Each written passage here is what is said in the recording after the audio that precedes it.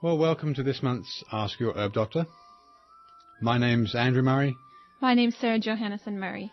For those of you who perhaps have never listened to our shows, which run every third Friday of the month from 7 till 8 p.m, we're both licensed medical herbalists who trained in England and graduated there with a degree in herbal medicine. We run a clinic in Garberville where we consult with clients about a wide range of conditions, and we manufacture all our own certified organic herbal extracts, which are either grown on our CCOF certified herb farm or which are sourced from other USA certified organic suppliers. So you're listening to Ask Your Herb Doctor on KMUD Garberville 91.1 FM. And from 7:30 until the end of the show at 8 o'clock, you're invited to call in with any questions either related or unrelated to this month's topic of bowel endotoxin. So, the number here if you live in the area is 923-3911, or if you live outside the area, the toll-free number is 1-800-KMUD-RAD. Now we can also be reached toll-free on 1-888-WBM-HERB for further questions during normal business hours, Monday through Friday. So this month we're again very pleased and fortunate to welcome Dr. Ray Peat back to this show, and we'll be exploring the emerging revelation concerning endotoxemia and how unsaturated fats further burden our bodies in ways we could never imagine. So welcome to tonight's show, Dr. Peat. Thanks. Okay, perhaps for those people that are tuning in this evening, if you could outline what is endotoxin, how is it formed and how is it harmful to our health? I'm not sure that people really know what it's doing in the bacterium, but it's been known since 1892. It was called endotoxin to distinguish it from the older known bacterial toxins that the bacteria in effect secrete to poison something in their environment, and supposedly the endotoxin it only comes out when the bacterium is broken apart, but I think actually it leaks a little bit all the time. So I wouldn't say that it's strictly an endotoxin like the textbooks used to say. Okay. That it's a somewhat of a structural protein, but it's a medium to smallish molecule that can leak out in the process of growth and cell division and so on. And its other name is lipopolysaccharide because its structure is a chain of sugar molecules with fatty acids attached.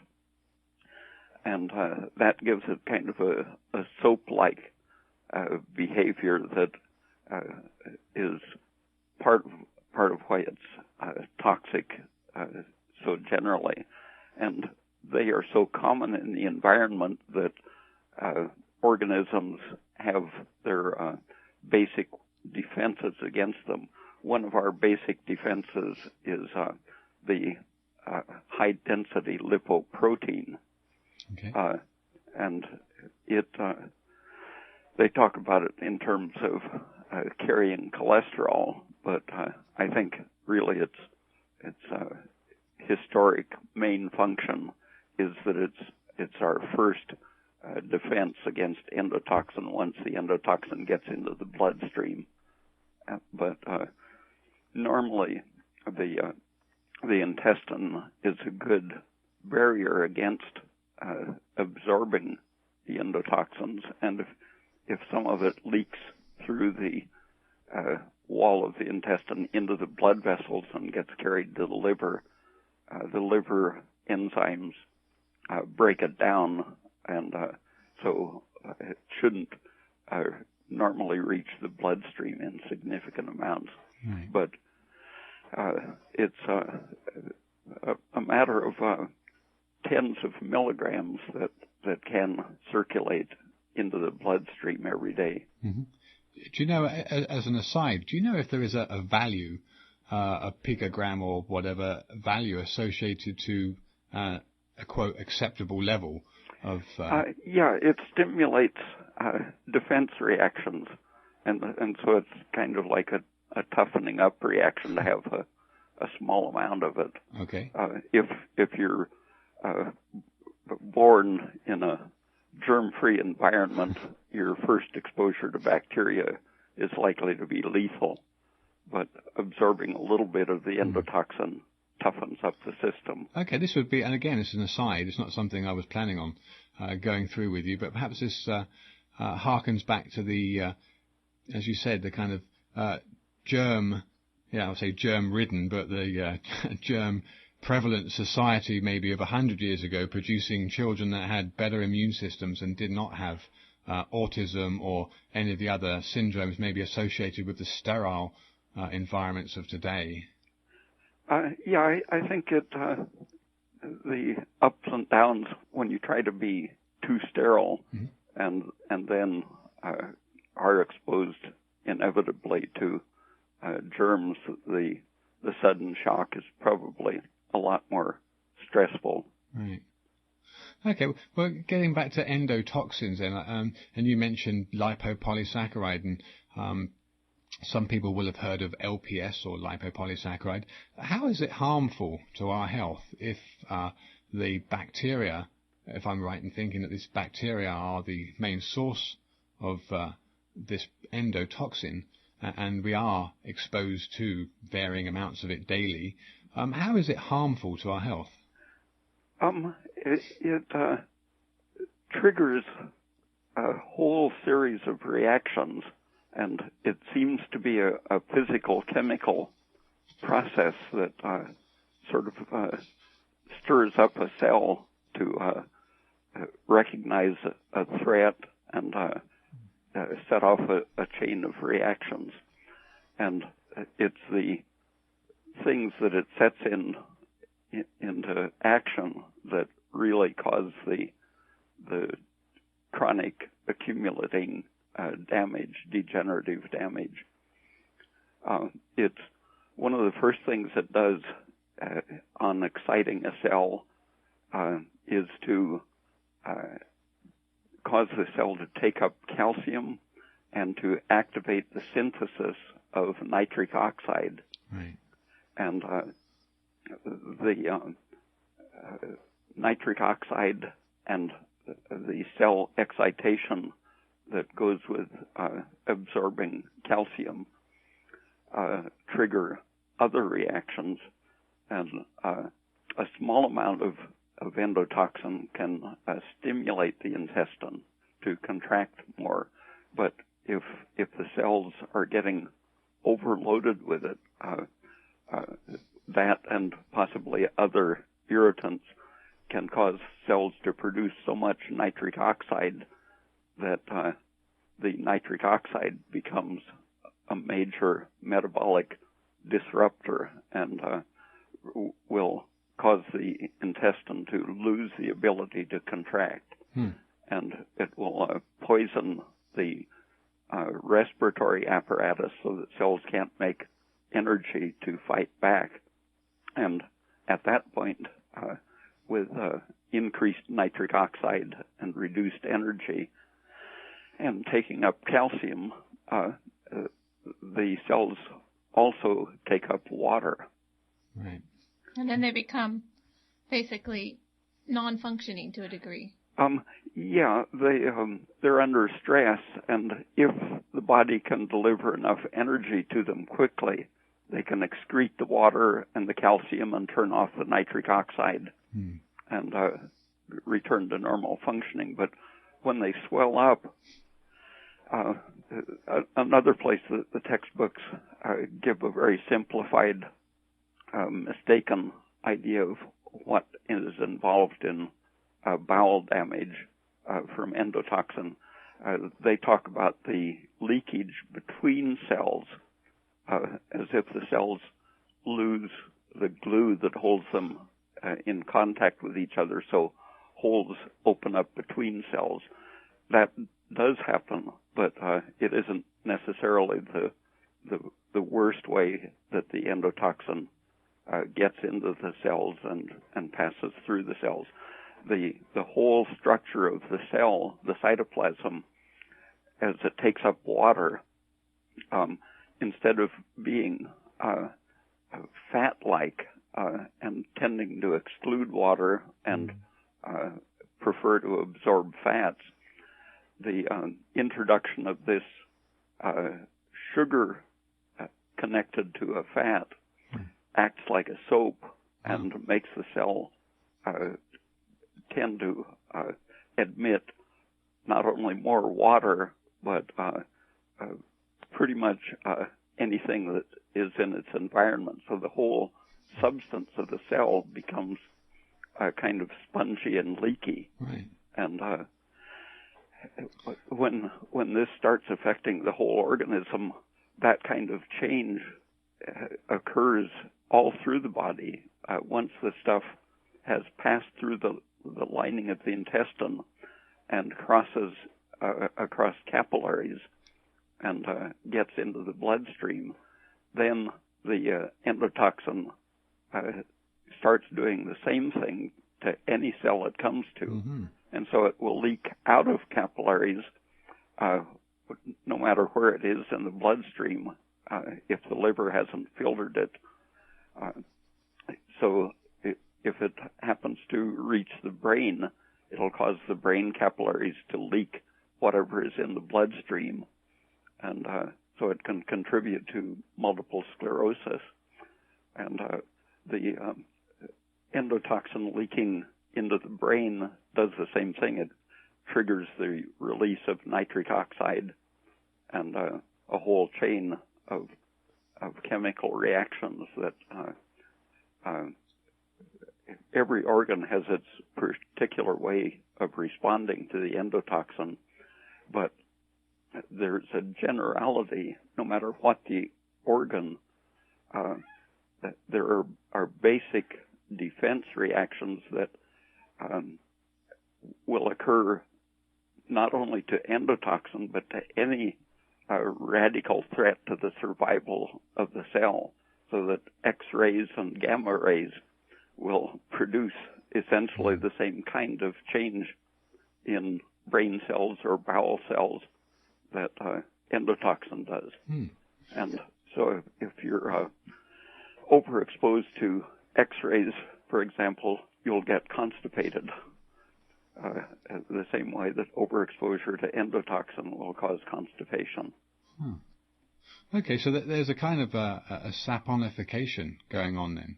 Yeah, and opening up, loosening up of the cell structure, so it becomes, instead of, like, if you imagine a lump of gelatin soaked in oil, it'll stay stable in the presence of water. Right. But if you mix a little bit of lecithin with it, it'll quickly start taking up water, and then the whole thing is on the road to dissolving and breaking up. Okay. All right. Well, perhaps this would lead me on to my next question for you, which was that many of our listeners perhaps have heard the term leaky gut or leaky gut syndrome. Can you outline, again, but perhaps you've already done that in part, but can you outline what causes a leaky gut then, and how a leaky bowel wall may lead to this translocation of bacteria and or endotoxin into the bloodstream? Yeah, endotoxin is always present in the intestine, and it's always the first thing to defend against. But many other stresses and toxins, like radiation, or heavy metals, or estrogenic substances, or too many polyunsaturated fatty acids, and so on, all of these things tend to loosen up or saponify the cell structure, cause the cell to take up water and let junk enter from the environment into the cell substance itself. And getting into the cell substance, then it can just as easily go out the other side of the cell into the underlying extracellular material, and from there across the capillary cells and into the bloodstream. And that is essentially what the leaky gut is. It's leaky cell substance, which involves leaky capillaries, and ultimately it can cause leakiness of any tissue in the precancerous states. For example, you see substance leaking out of the characteristic cell, and those indicate a tendency to develop cancer in that organ, because that organ is most stressed and is leaking its substance. For example, the prostate-specific antigen is just a normal prostate protein that leaks out because the cell is under stress. And the same protein leaks out of breast cells when they're under stress. And characteristic proteins leak out of any cell when it's under stress. So it literally is the cell is falling apart. Yeah. It's breaking down. It's yeah, leaking. And something as simple as vitamin E can tremendously strengthen the cell and help to hold it together so it doesn't leak its protein substance out into the environment. And what would be the mechanism behind that? Oh, no one really knows, but partly it's stopping the free radical damage that nitric oxide is producing. Okay. And it helps to keep calcium from overloading the cell, and keeps the water from associating too closely with the proteins. Okay. And a lot of protective substances will do that. The natural hormones, progesterone and testosterone, help to toughen up the cell and keep it from leaking. Okay. The factors similar to vitamin E that are associated with energy production, coenzyme Q10 and vitamin K, are closely associated with vitamin E and energy production, and they are extremely powerful at defending the respiratory apparatus from nitric oxide and endotoxin. Right. When you mentioned, a few moments ago, when we were talking about the influx of water into the cell and the cell not having perhaps sufficient energy, would thyroid be a part to play in raising the energy of the cell? Yeah. The thyroid is essential for making the enzyme that essentially allows oxygen to absorb electrons out of the mitochondrial system. The mitochondria takes up electrons from sugars and fats, and it derives energy from those electrons as they're passed along to oxygen. And thyroid is the essential factor for making that happen. And there are other supporting factors, a system called the uncoupling proteins that simply make the electrons run more quickly to be taken up by oxygen. And what that does is produce carbon dioxide more quickly, which turns off the formation of lactic acid, and that turns off basically the nitric oxide forming system. So if you can run the system fast enough with plenty of thyroid, then you'll make the carbon dioxide and inhibit lactic acid formation, and pretty well defend against producing nitric oxide, and that gives you relative immunity to the lipopolysaccharide. Okay. Is that the what they call the electron transport chain? Yeah. The NADH and that other cycle? Yeah, the electrons pass from that down to oxygen, but they can't do it without thyroid. Okay. And the temperature is one of the factors. When you run the electrons through this system, you produce heat as well as carbon dioxide and ATP. And keeping the temperature up is one of the things that helps to turn off the production of nitric oxide and other free radical destructive factors. So all of these harmful X-rays, LPS from the bacteria in our intestines, excess of estrogen that our own bodies can just be producing, not necessarily from what we're taking as HRT or other forms of oral contraceptive pills. But all of these things are essentially free radicals that are damaging our oxygen usage. Is that correct, Dr. Peat? Yeah, and not all free radicals are toxic, but nitric oxide, the one that is so widely produced in response to stress, it increases greatly with aging too, just because aging involves the progressive stress reactions. I remember I think they were called poppers. Weren't these chemicals or drugs of some kind that were nitric oxide based and were becoming and they were very damaging, and that's probably why. Just explain the.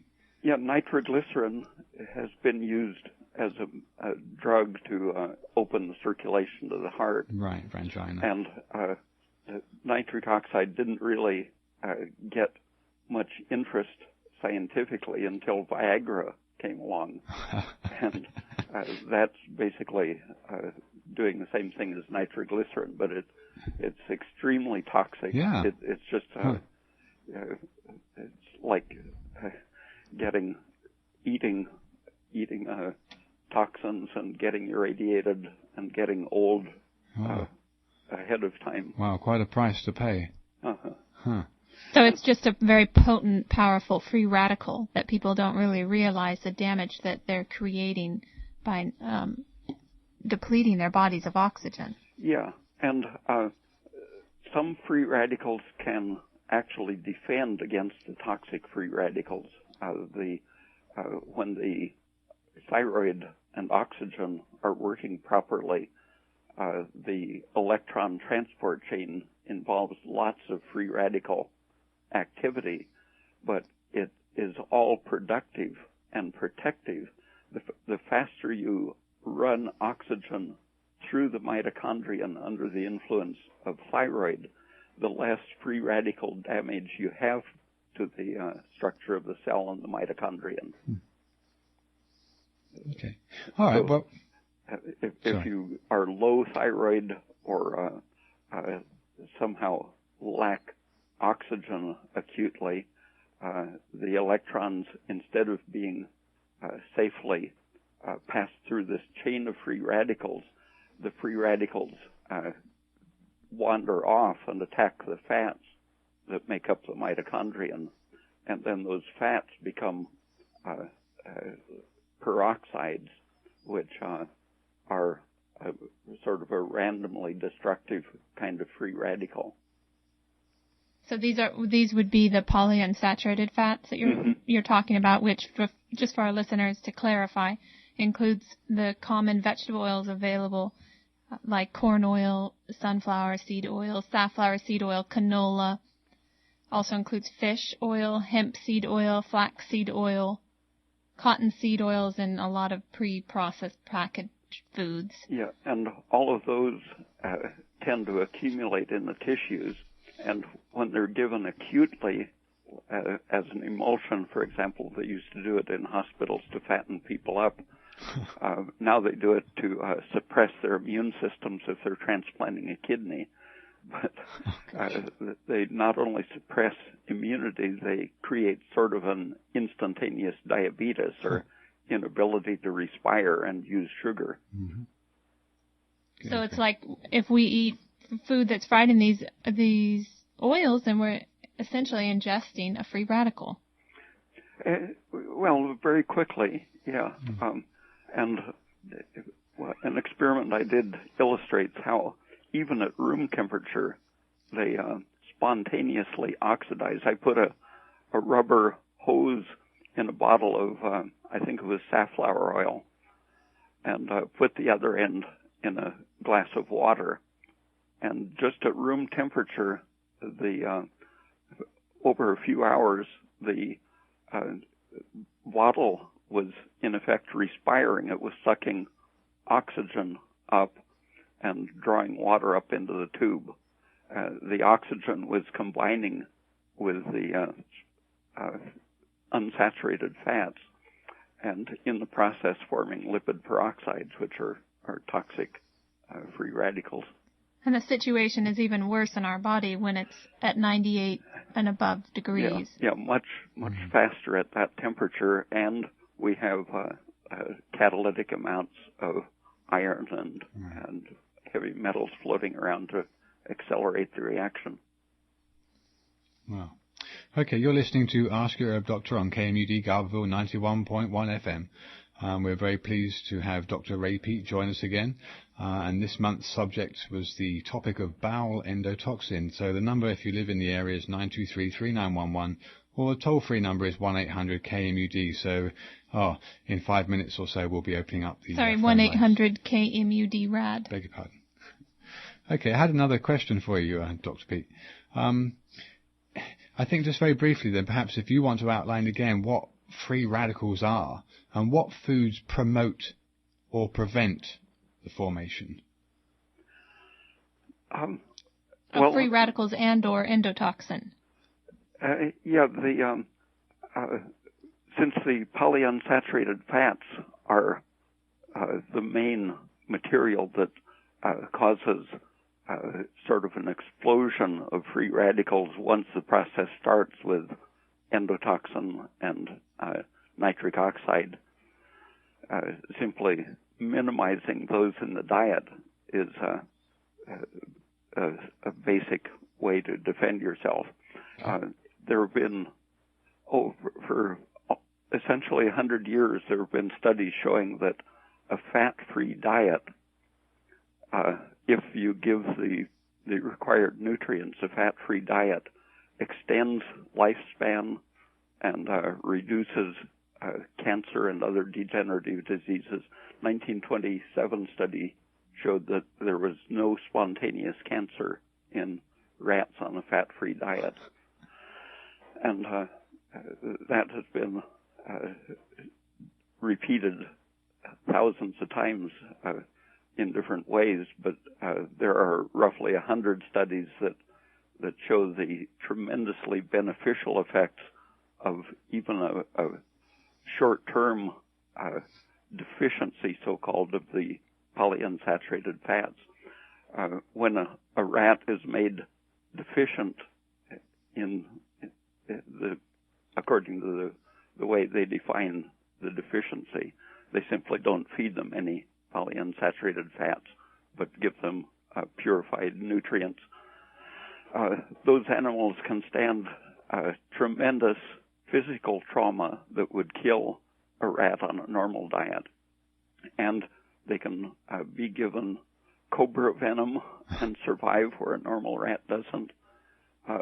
Toxins that would produce diabetes in normal rats doesn't hurt the so-called deficient rats. Basically, any kind of abuse that they can think up, the fatty acid deficient rats are much more able to tolerate and survive without harm. So why are we so brainwashed in this day and age, that even to the point that these fats are called essential fatty acids? Yeah, that good for you. the people, the Burrs, who in 1929 through the 1930s were promoting that idea, were working for one of the big fat businesses, lard and then vegetable shortening businesses.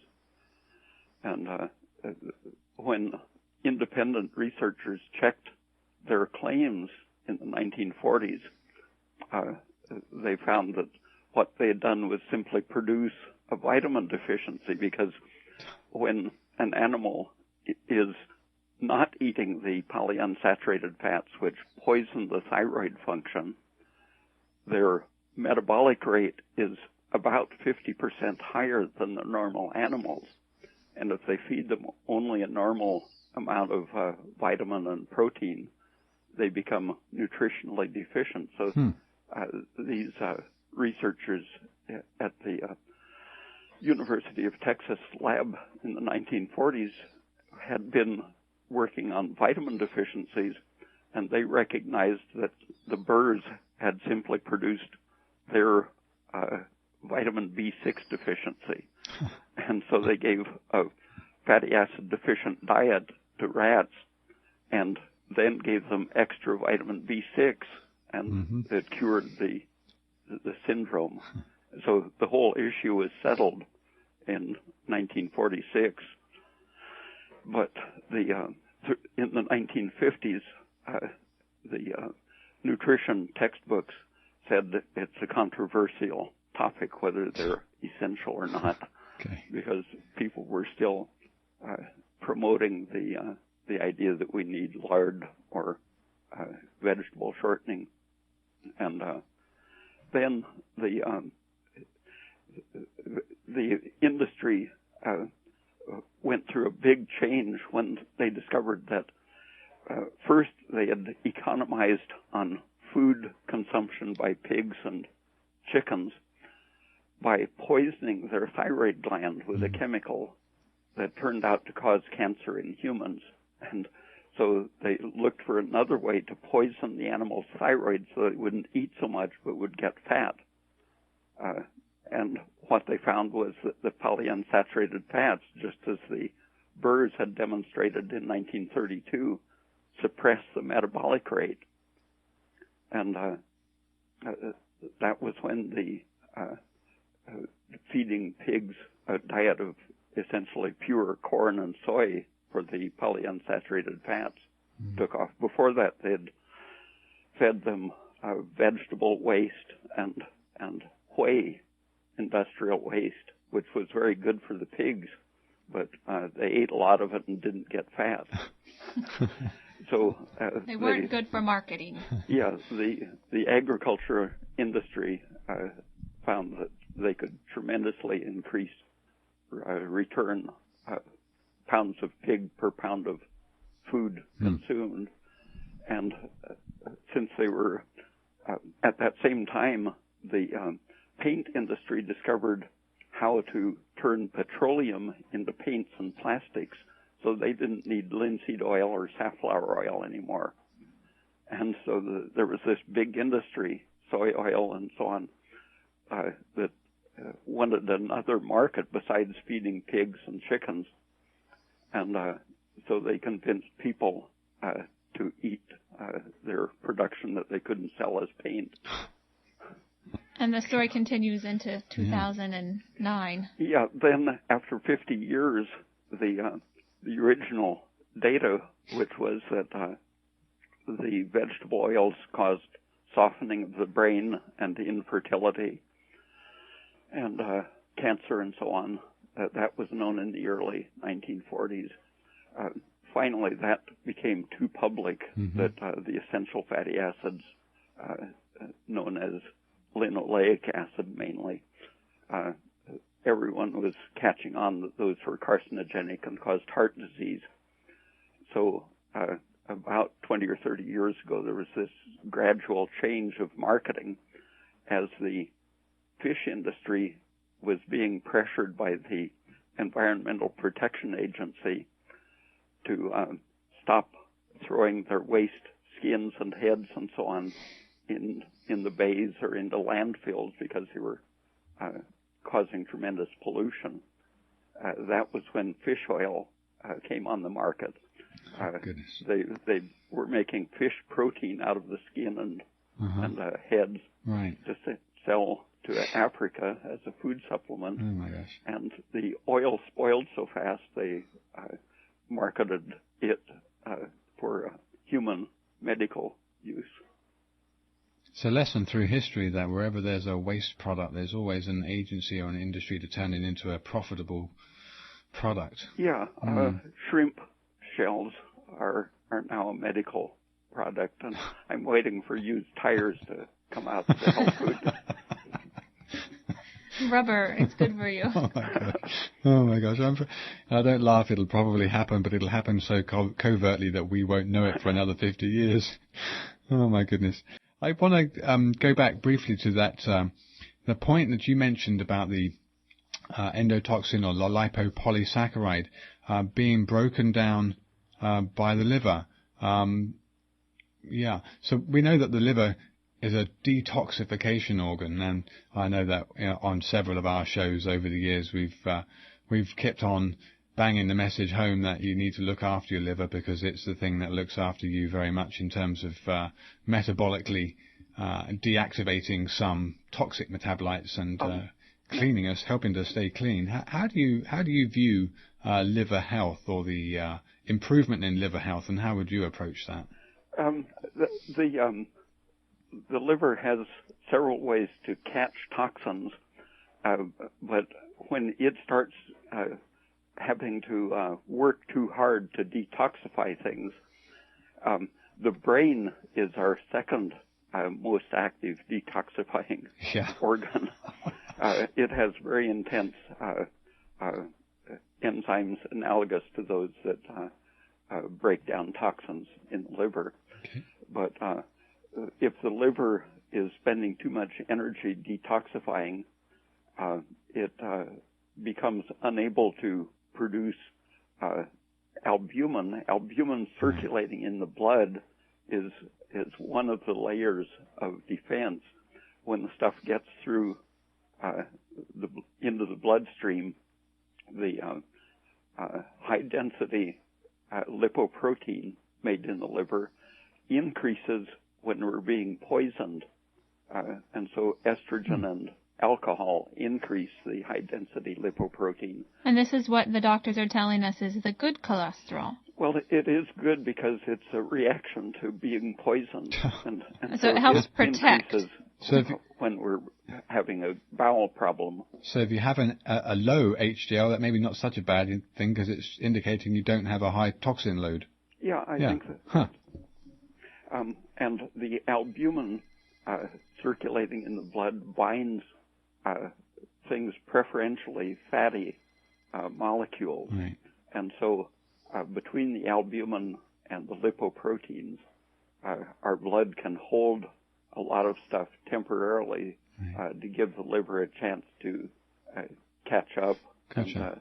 As it repasses. Destroying them. Right, okay. Because, I mean, I've heard of the albumin as being one of those factors obviously responsible for that colloidal osmotic pressure. Yeah, and when the liver is starting to be poisoned and estrogen and radiation can do the same thing as endotoxin, the ability to form albumin decreases. Right.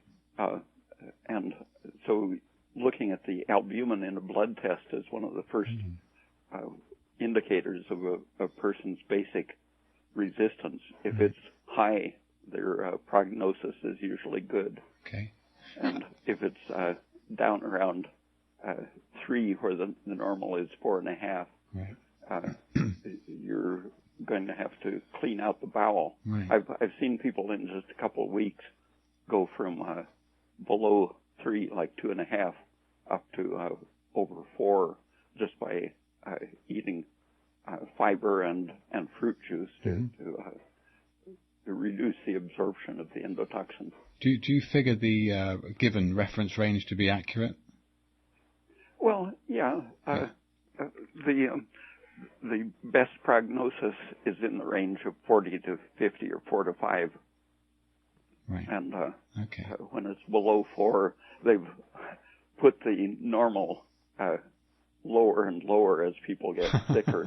But 15 or 20 years ago, it was considered bad to be under 4. Right. And now it's normal down to 3 point something. As we all get sicker. We have a caller caller we have on a the caller line. on the line for you, Dr. Peat. So, caller, you're on the air? Yes, Dr. Courtney, I have a question for Dr. Peat, but I'd first like to make a statement. I'm living proof that this man is saying is real God-sent truth. I have Crohn's and have had for probably about 20 years. This was diagnosed for about 8 years. And I've had 4 major surgeries, had all but 12 feet of my intestines removed and have a double ostomy. And by change of diet, I no longer have any Crohn's symptoms whatsoever. And it's along the same lines that Dr. Peat is speaking about. My question is, Dr. Peat, do common medical doctors understand these things? And if they do, why don't they tell that to their families that they treat? Sorry, can I interrupt you for a second? Can you, caller, if you haven't already turned your radio off, can you please turn it off? We're having quite a lot of feedback here. Let me move away. The average doctor learns his high school courses very well, and then it happens that the medical school courses on the alimentary canal and digestive physiology are really just a repeat of what the junior high and high school textbooks had in. So doctors get a very superficial picture of nutrition and digestion. I see. So possibly it is how I believe that they're just trained to be drug pushers for modern medical pharmaceutical companies. Yeah, I think that's their basic function. I've been running into more and more fairly famous gastroenterologists who are barely better than the junior high textbooks. Well, I thank you very so much, sir, for all of your God-sent wisdom and knowledge, and I hope you have a long-lived life, sir. Thank you. Okay, I think there's another caller on the line for you, Dr. Peat. Okay. And the lights are flashing, so go ahead, caller. Hello. I have a question, but I also wanted to mention that you had spoken last month about raised heartbeat as being preferable, and that was the first I heard of that. But since then, I've heard of that in another radio show. So, Dr. Peat, can you explain to us why the standard heart rate we're taught in medical school is supposed to be between 70 and 80 beats per minute, and you've mentioned... Or less, right? Mm-hmm. Yeah, preferably less. Supposedly, if you have an athletic heartbeat, low heart rate is healthy. Then you have a pulse around 60, and you're very healthy. You have a very healthy heart. So why do people feel better when they have a pulse above 80? Because the brain needs oxygen and sugar, and just to keep all of the systems warm and respiring actively. Unless you have a very, very big heart, it usually takes around 80 or 90 beats per minute to pump enough oxygen and sugar around to the tissues to keep them warm. And over the last 30 years, the normal temperature that doctors look for has decreased considerably. From the beginning of inventing thermometers, normal temperature was around 37 centigrade, 98.6 or so during the daytime Fahrenheit. And in recent years, the average temperature of Americans has decreased considerably, and that means that the heart rate can go slower, and the person feels that they're getting enough sugar and oxygen, but they don't really feel as good as they should. Mm-hmm. I've talked to a few people who had temporary episodes of hyperthyroidism where their heart rate went 125 for a couple of months, and consistently they say they never felt so good in their life. Uh-huh. Obviously, just as an aside, since we started working with you, we've seen so many people with low temperatures, and it's always the rarity to find the person with the right temperature, and it's kind of few and far between. But they certainly do react or respond rather to the protocols that you've outlined. There's another caller on the line for you, Dr. Peat. Okay. Oh, wait, sorry. Corin, are you done asking questions? Because I know you wanted to ask a question about whether kelp and iodine-rich seaweeds are good for thyroid health. And I don't know if you're still on the line anymore. Oh, well, I've got in my file, I think it's about 80 articles on the toxic effects of getting excess iodine. And thyroid cancer is increasing at a tremendous rate. And I think it's a part of it is the polyunsaturated fats, but another part is a chronic, lifelong overdose of iodine. In various studies, taking more than twice the essential required minimum of iodine is enough to increase the rate of thyroiditis and increase antibody attacks on the thyroid and so on.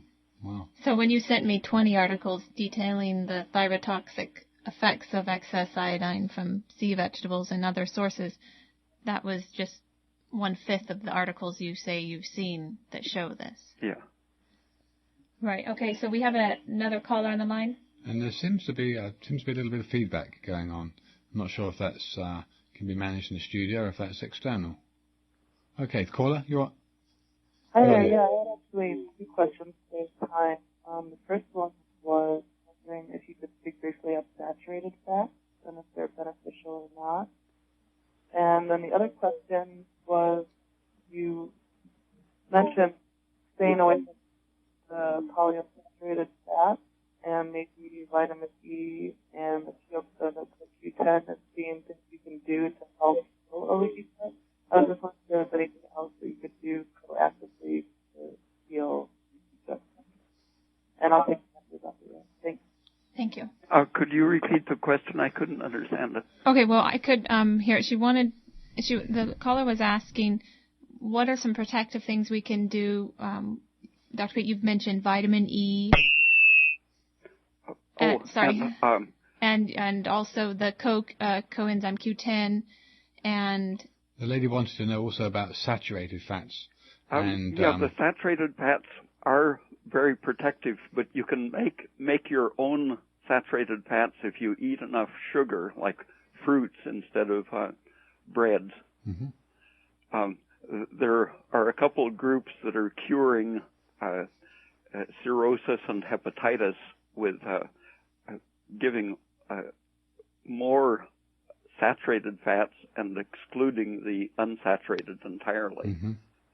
So they are anti-inflammatory and therapeutic, but you don't necessarily have to eat the saturated fats because you can make them if you get enough sugar in the form of fruits. Okay. I don't know. And so the other question was, what other suggestions do you have to help reduce our bowel endotoxin load, our free radical load on our bodies? You've mentioned the CoQ10, the vitamin E, thyroid. The anything that speeds transit through the intestine, and aspirin or anything anti-inflammatory. The fruit juices contain some of the natural anti-inflammatory chemicals, but in a pinch it can help. Aspirin surprisingly can act as a laxative because it suppresses nitric oxide and defends against endotoxin. And the fibers that are protective and don't support bacterial growth are the basic way to stimulate quick passage through the intestine and minimizing endotoxin formation. Raw carrots and boiled bamboo shoots are very good fibers because they're germicidal as well as being able to bind the endotoxin and other toxins. So they not only help to kill these bacteria that are producing these harmful endotoxins, but they also absorb them so you can excrete them. Yeah. Excellent. And the herb we wanted to mention. Oh, sorry, we do have another caller on the line. Yeah. We'll be right back with the herb. Go ahead, caller. Thank you. Thank you, doctor. I've suffered from irritable bowel syndrome all my life, or ever since I was a child. And then the last 3 years I became vegan. And then in the last couple, 3 months, I took wheat out of my diet. And I used to have irritable bowel problems for at least once or twice a week, and I have noticed no problems. I mean, very few before I took the wheat out of my diet once I became vegan, but once I took the wheat out, I haven't had a problem. And I would like you to address that. And please, could you explain really what's happening with irritable bowel? Because it's just, they call it irritable bowel, but what is it really? Thank you. It basically is the inflamed bowel, and it can the same chemicals that can cause the usual paralysis that develops with aging and causes constipation. Those same substances can shift over to causing intensified peristalsis, leading to diarrhea. But it's all an inflammatory process that is triggered by irritants, and wheat and other seeds contain chemicals that the plants, the two major problems with any kind of seed, especially certain grains like wheat, they contain their protein in a storage form, gluten, which happens to resemble a protein that our tissues make under the influence of estrogen or stress. And so if a person has some problem dealing with the control of estrogen, that predisposes them to react violently to the gluten because the same sequence of amino acids exists in our own estrogen response protein and the gluten protein. But besides the problem with the gluten, seeds all they're the next generation of the plant, and so the plant puts its most intense toxins and defense substances into the seeds deliberately to interfere with grazing animals and such, so that you can take the enzymes that are needed to digest proteins, and the substance in the seed won't affect that type of enzyme in the plant, but it affects all animal enzymes. So they're specifically designed to interfere with animal metabolism. So the vegetarians forget how toxic the plants have to be because they don't have the ability to fight or to run, and so what they use is chemical defense. Chemical weapons. Okay, well, Dr. Peat, I want to be a little bit selfish and cut off any more callers at this point. I know the lights are flashing, and do excuse me, I don't normally do this, but I do have one more specific question which relates to bowel endotoxin and bowel functioning. And I know from a newsletter that you haven't finished. It's something I know you've begun, and I've managed to get a copy of it, that you're a pretty big exponent of Cascara. And Cascara is a Pacific Northwest native tree called Rhamnus persiana, and the Native Americans have used it for centuries as an effective laxative. And the main constituents are things like anthraquinones with glycosides of amodin and other alpha-aloamodin. So, what do you think of? How do you view constipation as a cause of morbidity, and how do you view the action of Cascara? Well, all of these responses to inflammation tend to become progressive and even lead to the death of some of the nerves in the intestine. And so it's better to use any substance, such as a plant drug, rather than suffer the consequences of inflammation. And it happens that Cascara has structural analogies to many of our own substances. vitamin K and coenzyme Q and progesterone have structural similarities to Cascara. And so what it's doing is reinforcing our defense systems.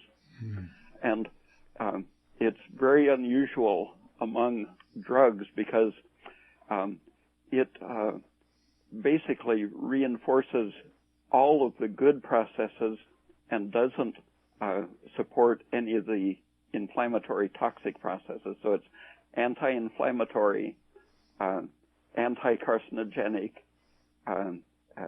helps to reduce anxiety, for example, increases energy production the way thyroid and progesterone do. Okay. Everything that our own system does, it reinforces. And my newsletter is going to talk about the history of related substances. Okay. Early in the century, when free radicals were discovered, a doctor in Michigan, W.F. Koch, began working out the implications for how to defend our cellular respiratory system from these toxins in the environment. And one of the substances he worked with was the anthraquinone. He went to Brazil, and the famous Brazil wood, it's red because of the anthraquinone, but he explored all of the quinones that he could and found that they work with vitamin E, vitamin K, and coenzyme Q and thyroid to maintain and protect respiration. Excellent. Well, I'm going to have to cut you short too, I'm afraid, Dr. Peat, because it's 7:58 and a half. Dr. Ray Peat can be contacted via his website on www.raypeat.org. No, .com. Oh, sorry, it's changed .com. So raypeat.com. For those of you who would like to consult further, we can be reached on 1-888-WBM-HERB, Monday through Friday. Thank you to all of you who listen regularly and those who tuned in this evening. And thank you very much again, Dr. Peat. I would love having you on this show. And I know from the wealth of people that phone up and the people that have tried to get on this evening, I'm sorry that we cut you short a little, but I know that you're very popular and you're very much appreciated to spread the good news. And we're hoping that Dr. Peat will come visit us in Humboldt County and do some more nutrition classes. So keep your ears open for that on a public service announcement. Look to the future, folks, and for those of you who have ears, let them hear. Good night. Thank you. Good night.